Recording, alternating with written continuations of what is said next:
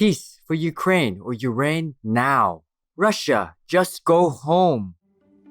Our programs offer many languages. Please visit suprememastertv.com/schedule. After they lay their eggs, caregivers wait for them to leave the nest. While they are gone, the real eggs are removed for supervised incubation and replaced by high-tech lookalikes. The smart devices mimic the temperature and sounds of developing chicks. The babies are returned to the nest one day after they hatch and receive regular health checks until they are 2 years old. The Unconventional Kakapo-People of New Zealand. Please continue watching to learn how conservation specialists are saving an endangered species.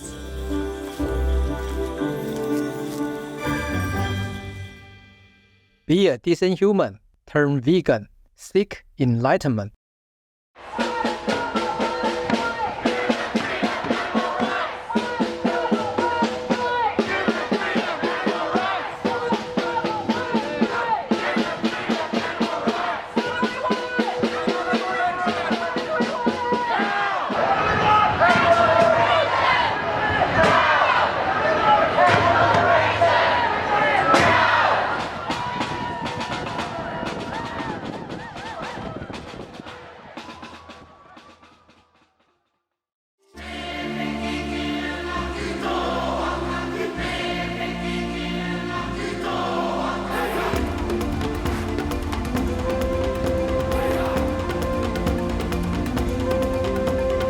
Kia ora.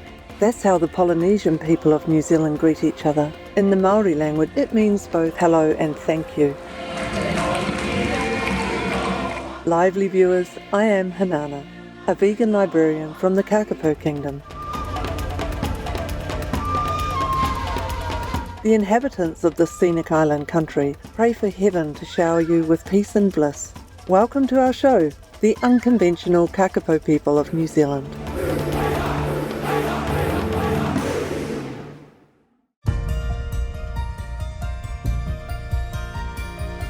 Save lives. Humans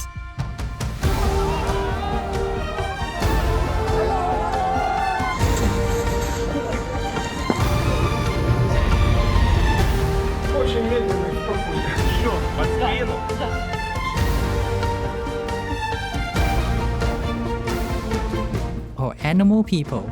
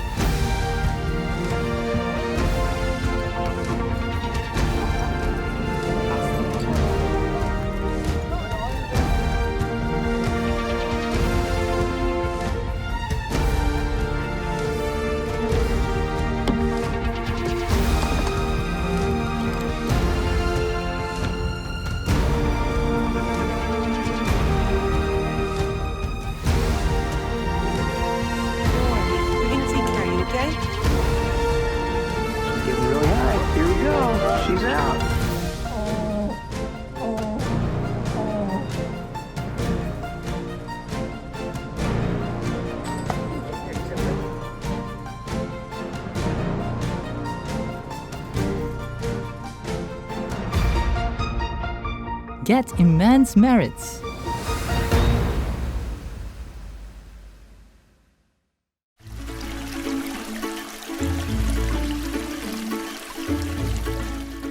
It pleases me greatly to have visitors like you, curious about the world and its splendid variety of sentient beings. I am sure most of you have never met a Kakapo person. We're indigenous to New Zealand but are critically endangered and now live on just a few tiny islands.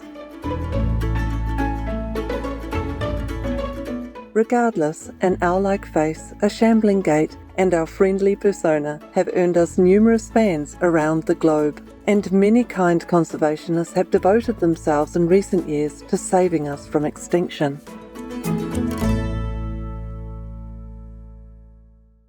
Ornithologists say that our ancestral lineage goes back about 30 million years, and that we are one of the most unusual avian species. Firstly, we are nocturnal, so the first human settlers named us Kaka, meaning parrot, plus Po for the night. We look for hiding places to roost during the day, either on the ground or in trees, and then begin our regular activities after sunset. Fortunately, our sense of smell is outstanding, so we can sniff our way through our surroundings as we search for food during the night. Then there's our unique appearance. Thanks to our forward-facing eyes, surrounded by discs of fine whisker-like feathers, we are also referred to as owl parrot people. We are the only parrot species that cannot fly, and we are the heaviest. Initially, New Zealand was a haven for us to live peacefully on land, so nature took away our flying ability. Instead, we developed athletic legs and a powerful beak for hiking and climbing. We also tend to accumulate quite a bit of body fat to store energy. While our soft feathers cannot support flight, we use our little wings for balance and to descend safely from heights of up to 15 metres.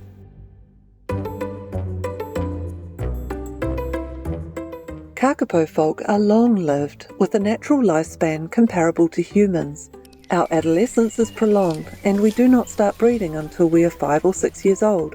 Scientists believe that our longevity is attributable to our low metabolic rate. We don't have to fly, and we live life in the slow lane. In my opinion, our vegan diet is the primary factor. We are exclusively plant-based eaters who thrive on fruits, seeds, leaves, roots, pollen, and sapwood. And our reproductive instincts are in sync with the fruiting cycle of rimu trees. We intuitively know that their cones are rich in the nutrients that our offspring need, so we conserve our energy and are only in the mood for love every couple of years when there's an abundant supply of food.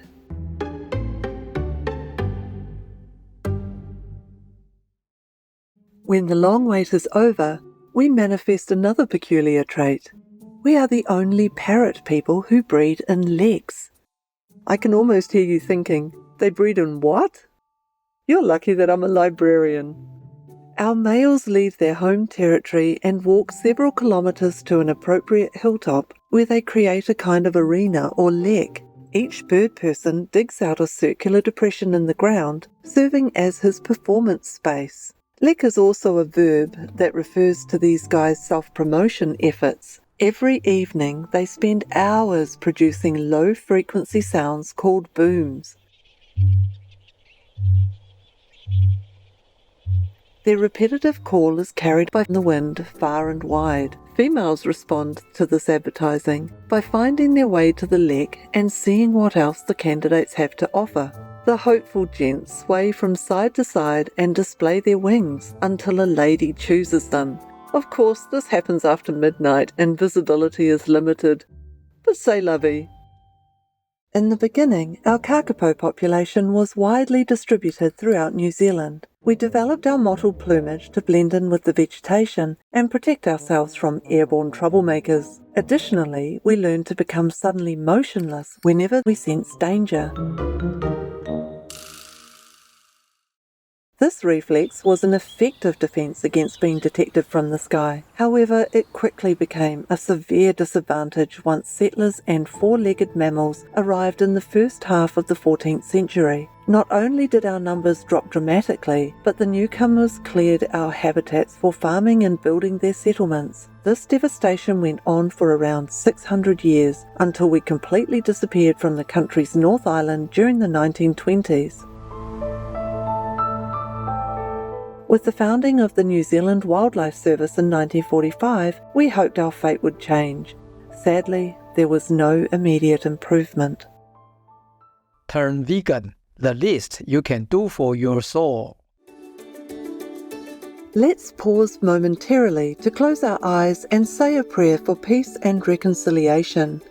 We'll be right back, so please stay with us here on Supreme Master Television. We pray for Ukraine, or Urain. Welcome back to the Unconventional Kakapo-People of New Zealand on Supreme Master Television.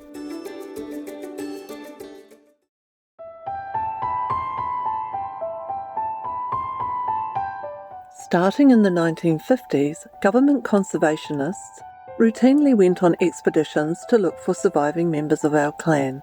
They caught and released a single bird person in 1958. 6 more individuals were found in 1961, then 1 more in 1967. It was not an encouraging situation. From 1974 to 1978, 18 Kakapo people were discovered in a region of the South Island called Fiordland, but they were all males. Finally, researchers located a lek and several dozen of us on their first trip to Stewart Island. Although this was excellent news, the team also noted that feral cat people on the island posed a continuous threat to our well-being. So an operation to ensure our survival was carried out, and we were gradually translocated to safer islands.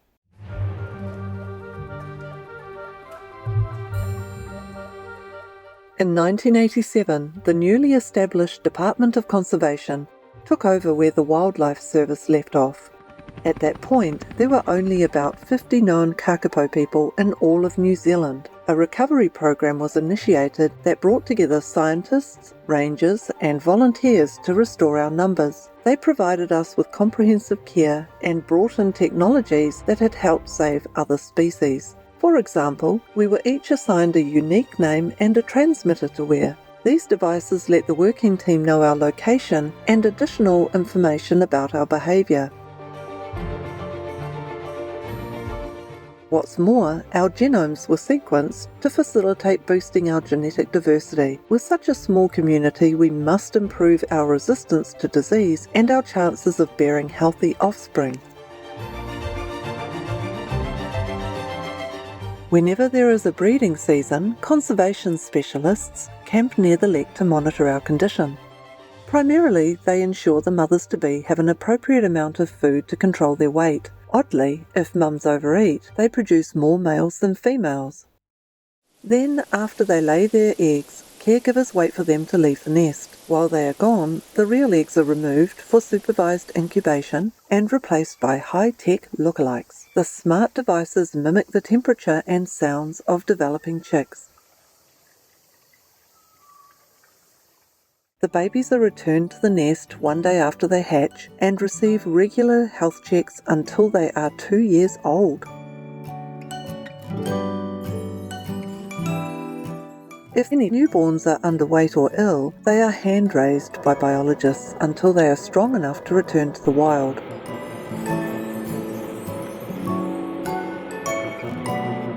The last I heard, we had 252 healthy citizens in our Kakapo kingdom. That isn't an awe-inspiring number, but it represents progress nonetheless.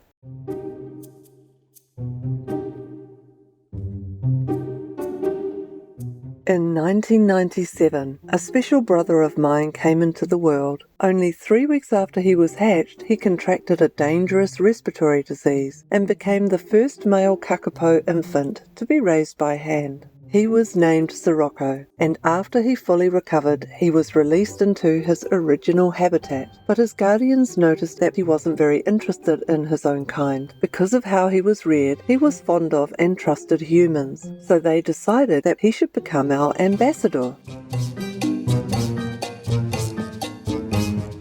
Sirocco and his support crew started touring New Zealand in 2005. For many people, this was an unprecedented opportunity to meet and be entertained by a Kakapo person. Sirocco is funny and enjoys being the focus of public attention. His fame swelled suddenly in 2009 when he sat on a zoologist's head and began flapping his wings enthusiastically. A video of the amusing incident was posted on YouTube and has had almost 23 million views.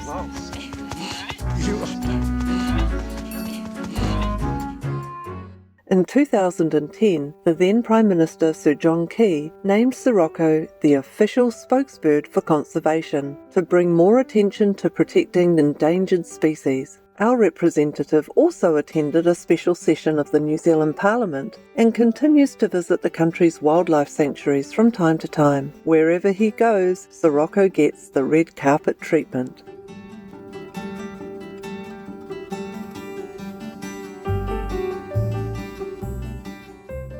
There you have it. Now you are up to date on New Zealand's unconventional Kakapo people.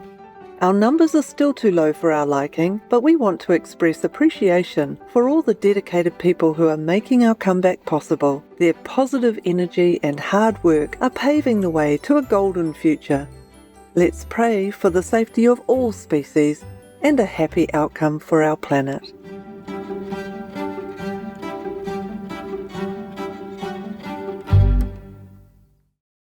There are 211 countries and regions which have animal people protection laws. Malta is one of them.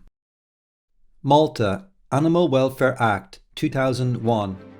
The Animal Welfare Act states, "Animals shall not be caused any unnecessary pain, suffering or distress, and no animal shall be abandoned. Any person who keeps any animal or who agrees to look after an animal shall be responsible for its health and welfare. Those guilty of animal people cruelty or ill treatment may be fined up to €55,000 and given 3 years imprisonment. Penalties are even harsher for repeat offenders, who may pay a maximum of €80,000. Obey the law of your country. No more animal people slaughterhouses, no more hurting, no more murdering them to eat, to lab test, or for any reason at all. Be vegan, make peace. So be it."